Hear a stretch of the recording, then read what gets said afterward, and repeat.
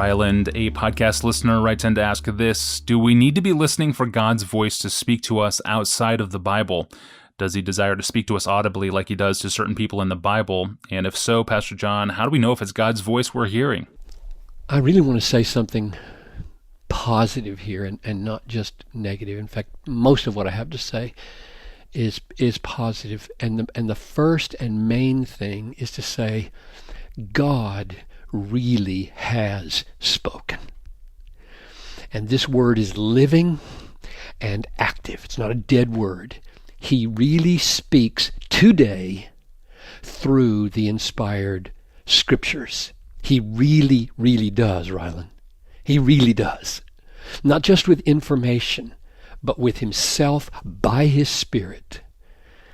1 Samuel 3:21, the Lord appeared at Shiloh, for the Lord revealed himself to Samuel at Shiloh by the word of the Lord. That really happens. God stands forth from his inspired word as we read it prayerfully and dependently. And I would add this, that word in the Bible is more sure than anything you can hear outside the Bible. I base that on 1 Corinthians 14:37. If anyone thinks he's a prophet or spiritual, he should acknowledge that the things I am writing to you are a command of the Lord. If anyone does not recognize this, he's not recognized. That's amazing. Paul is saying you can call yourself a prophet and get messages from God. You can call yourself spiritual and be tuned into God. But if anything you say doesn't accord with what I say, you're not recognized. Which means that outside the Bible, we have fallible, uncertain impressions and messages. Inside the Bible, we have rock-solid, dependable messages. So there are treasures and wonders and glories and dimensions of God to be seen in the Bible that we have scarcely seen. It seems to me to be folly to crave the lesser authority and the lesser riches outside the Bible than the riches and the greater authority that we've barely tasted, let alone digested, inside the Bible.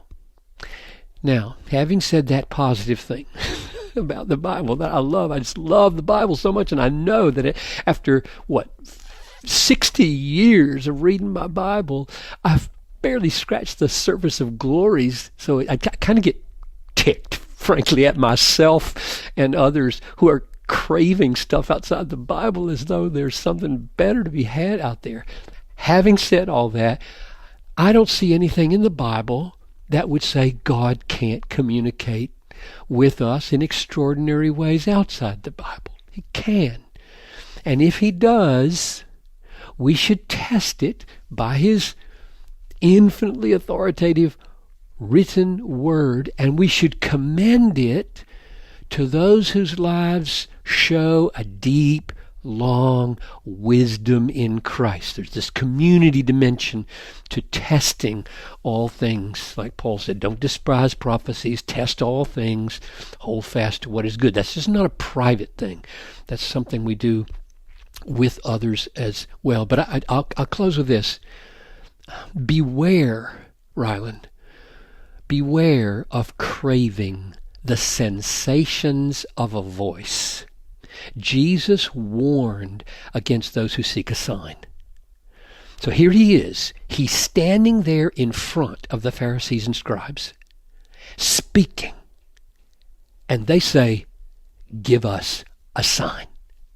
What does that mean? It means that the voice of Jesus Christ, the Son of God, wasn't adequate. They needed something more. They needed to feel more, touch more, see more. They wanted more.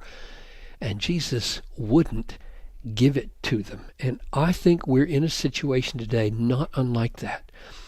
We hear more of the Son of God than anybody in Jesus' day ever heard. because we have all four Gospels, and those people got it in snatches.